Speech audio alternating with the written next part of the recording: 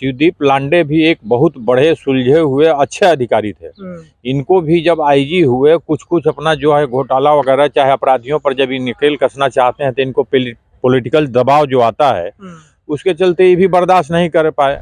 उसी को देखते हुए इन्होंने रिजाइन किया और सोचा कि चलिए भाई अब जब इसी दलदल में है तो इसको छोड़ करके आईपीएस का कहीं इलेक्शन लड़ेंगे।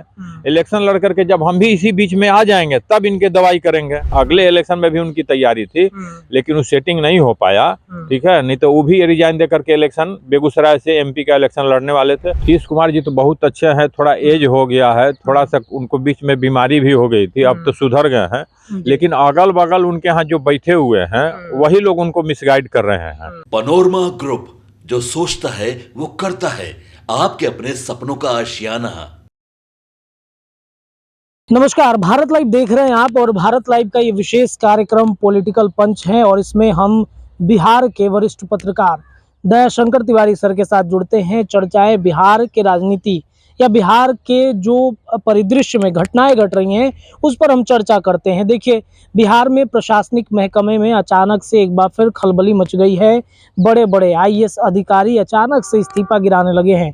पहले काम्या मिश्रा और अब शिवदीप लांडे। इसके अलावा बिहार के प्रशासनिक महकमे में सीनियर जो जूनियर के बीच में जो तल्खियां रहती हैं उस पर भी वो मामले सामने आ जाते हैं।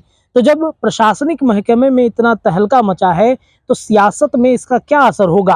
पॉलिटिकल पंच में आज इन तमाम विषयों पर चर्चा करने के लिए सर जुड़ चुके हैं। सर, बहुत बहुत स्वागत है आपका। धन्यवाद। सर, कहा जाता है कि अगर प्रशासनिक महकमे में कुछ उठापटक चल रहा है तो इसका सीधा असर सियासत में भी पड़ता है। क्या हो रहा है?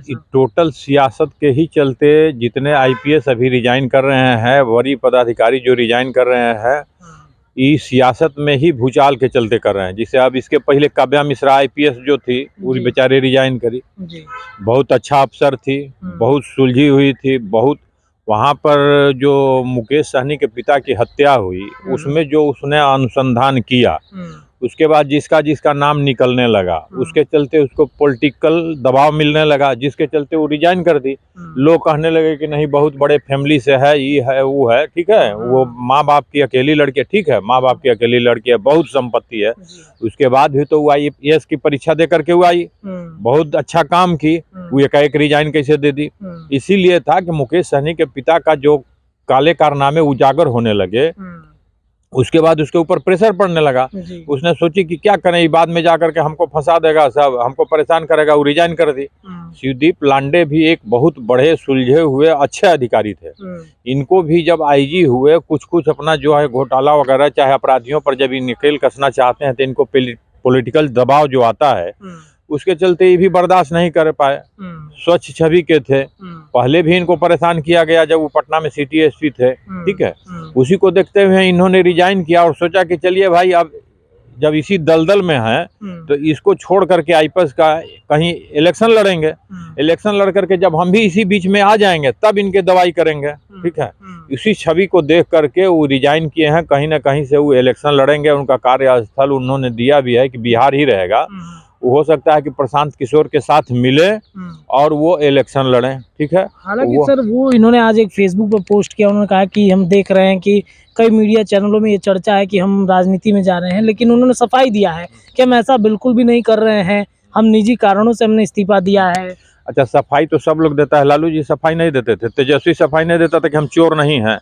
आज हो गया ना, फिर केंद्रीय वहां से हो गया, गृह मंत्रालय से अब जांच शुरू किया जाए। कोई भी आदमी ये नहीं कहता है कि हम फलानवा काम में लगे, फलानवा काम में। अरे आप जो कर्म कर रहे हैं तो हम लोग यहाँ पब्लिक जो है वो बुड़बक थोड़े बैठी हुई कि आप किस काम के लिए रिजाइन दे रहे हैं, ठीक है। सारा पब्लिक समझता है। लालू यादव कहते थे कि हम चोरी नहीं किए हैं, तो चोरी नहीं किए तो कैसे इतना सजा हो गया? अब फिर इसमें भी सजा हो जाएगा, 2 से 3 महीना में सजा हो जाएगा, पूरा परिवार अंदर रहेगा। इसलिए ये कहने का बात नहीं है कि वो अपना सफाई देता, सफाई सब लोग देता है, लेकिन अंदरूनी जो शिवदीप लांडे थे वो बहुत परेशान थे, ठीक है। वो स्वच्छ छवि से काम नहीं कर सकते थे।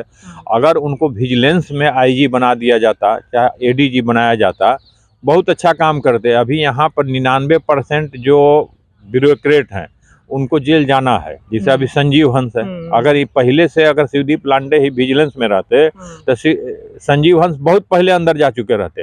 उस तरह के यहाँ कम से कम 50 आईएएस जो है वो अंदर जाने के फिराक में है।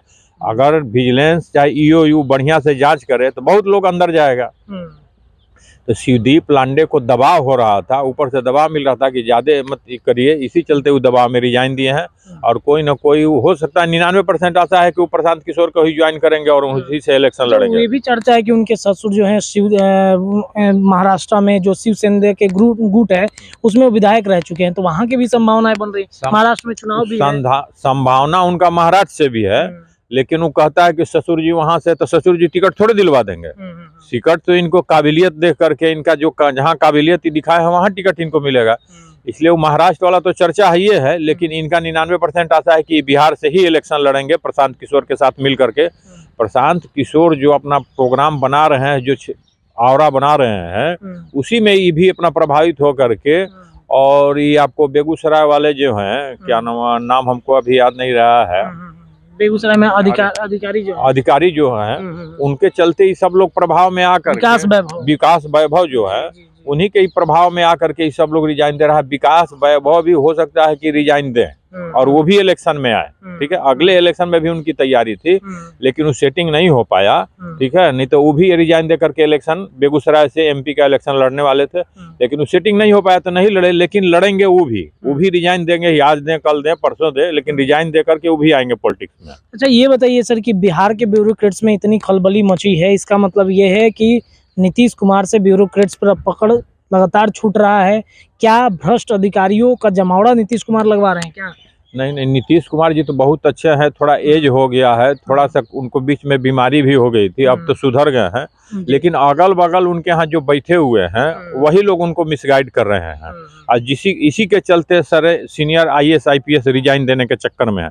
दूसरा बात, कुछ प्रलोभन हो जाता है। अब वो मनीष वर्मा को आप रिजाइन दिलवा करके वहां बैठा दिए। अब सब लोग यही देख रहा है कि मनीष वर्मा जब रिजाइन दे करके वहां बैठ गए तो हम काहे नहीं MP MLA हो जाए। लेकिन MP MLA में भी बहुत लोग था कि वो IPS का नौकरी छोड़ करके आया और एक बार MLA बन करके रहा, उसके बाद दोबारा कहा कि बाप रे बाप बहुत गंदा चीज है, इसमें जाने लायक नहीं है। अफसोस होता है, नहीं समझे।